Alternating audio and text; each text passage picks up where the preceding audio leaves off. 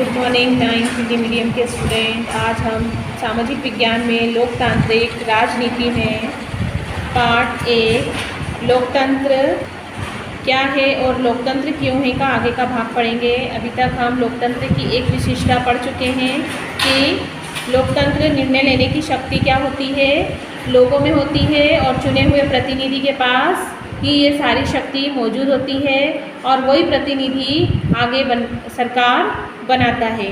अब देखा जाए तो लोकतंत्र एक स्वतंत्र और निष्पक्ष चुनावी लोकतंत्र में जो देखा जाए कि प्रतिनिधि जब चुना जाता है, चुनाव प्रक्रिया जो होती है वो कैसी है, स्वतंत्र है और निष्पक्ष है। अब यहाँ पर चीन देश है जो वहाँ की कुछ बात यहाँ पर बताई है कि चीन की संसद को कवांगुओ रेमिंग डाई वियाओ यानी दाहुई ये राष्ट्रीय जन संसद कहते हैं। यहाँ की राष्ट्रीय जन संसद का नाम है ये सब जो नाम हमने पढ़ा, कवांगुओ रेमिंग डाई वियाओ और दाहुई। चीन की संसद के लिए प्रति 5 वर्ष बाद नियमित रूप से यहाँ पर चुनाव होते हैं। इस संसद को देश का राष्ट्रपति नियुक्त करने का अधिकार है। जैसे कि हमारे वहाँ संसद है, संसद के 2 सदन है, एक है निम्न सदन और दूसरा है उच्च सदन, लोकसभा और राज्यसभा। इसके बारे में हमने 7th और 8th में पढ़ा है। राजनीति के जो हमारी जो सरकार है वो बनकर उसके प्रतिनिधि किसके सदस्य बनते हैं, लोकसभा और राज्यसभा के।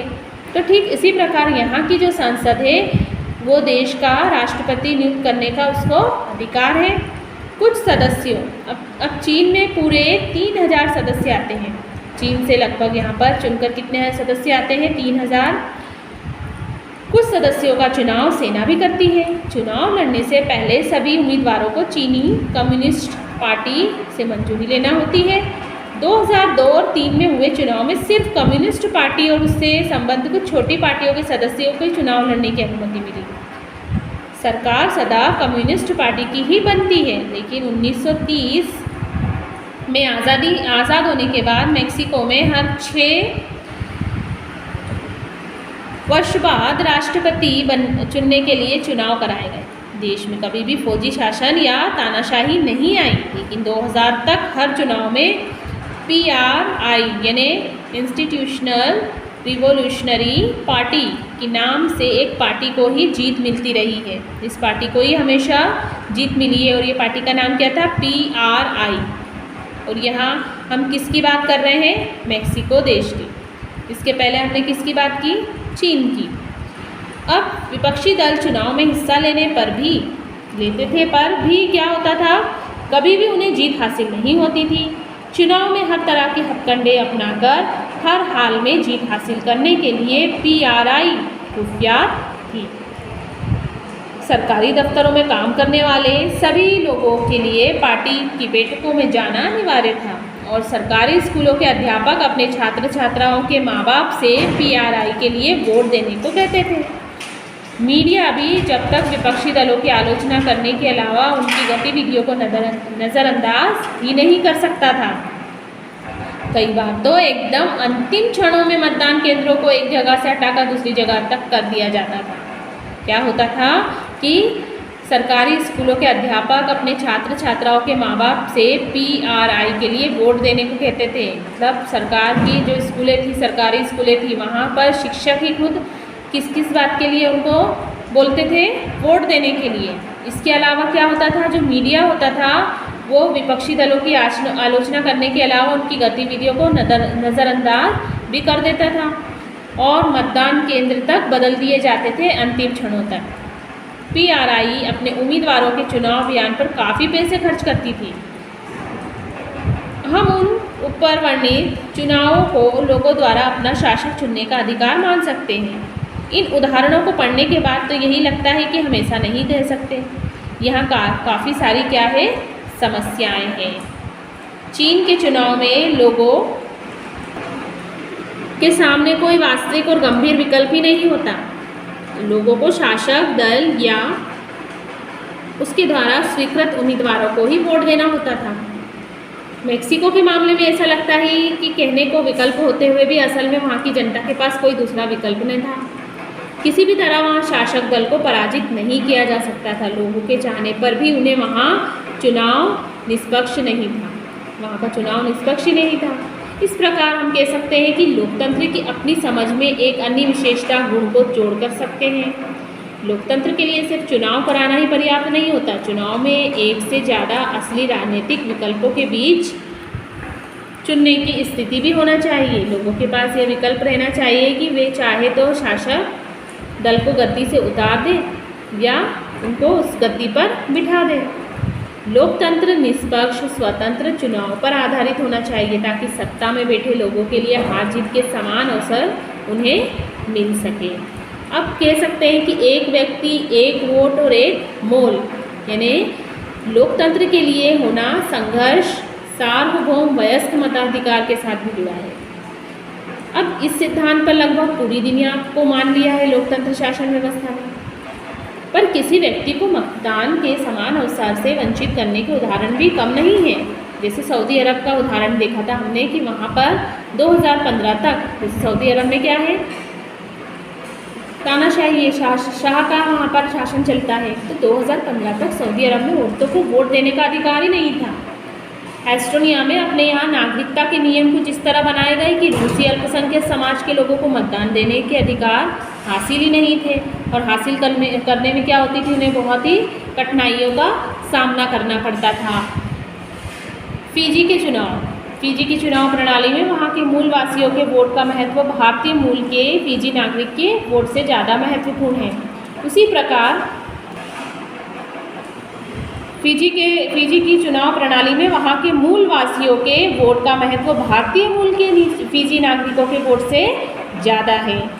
अब यहाँ पर हमने क्या बात समझी कि लोकतंत्र में हर वयस्क नागरिक का एक वोट होना चाहिए और हर वोट का एक समान मूल्य होना चाहिए।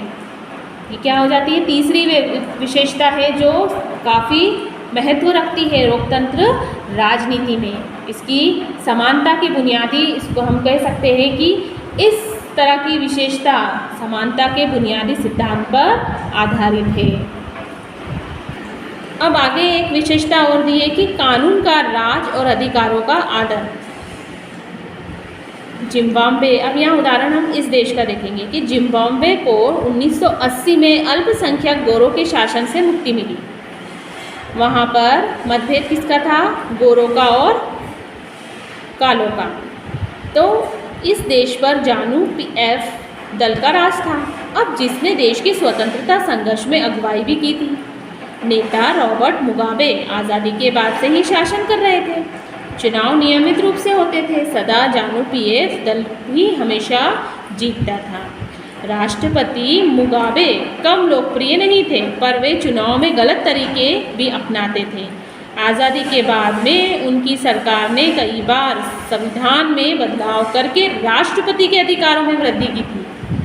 उसकी जवाबदेही को कम किया गया था। विपक्षी दल के कार्यकर्ताओं को परेशान किया जाता था।